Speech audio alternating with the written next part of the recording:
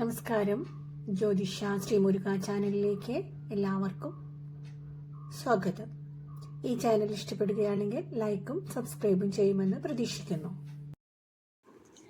ദാരിദ്ര്യവും കടബാധ്യതകളും അകന്ന് സാമ്പത്തിക ഉന്നതിയും തൊഴിലുയർച്ചയും ഉണ്ടാകുവാൻ ഭക്തർ നിത്യവും ചൊല്ലിവരുന്ന ഒരു മഹാലക്ഷ്മി സ്തുതിയാണ് കനകധാരാ സ്തോത്രം.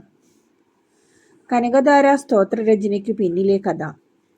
ഒരിക്കൽ ശങ്കരാചാര്യർ ഭിക്ഷയെടുക്കാനായി ഒരു ദരിദ്ര സ്ത്രീയുടെ വീട്ടിൽ പോയി.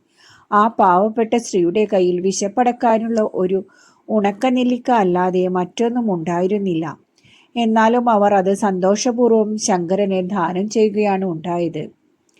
ആ മഹത്വം ഉൾക്കൊണ്ട ശങ്കരൻ അവിടെ നിന്നു തന്നെ മഹാലക്ഷ്മിയെ സ്തുതിച്ചുകൊണ്ട് കനകധാരാ സ്തോത്രം രചിക്കുകയും അത് പൂർണ്ണമായതോടെ ഐശ്വര്യത്തിന്റെ ദേവതയായ ധനലക്ഷ്മി സ്വർണ്ണ നെല്ലിക്കകൾ ആ സ്ത്രീയുടെ വീടിനു മുകളിൽ വർഷിക്കുകയും ചെയ്തു എന്നാണ് ഐതിഹ്യം.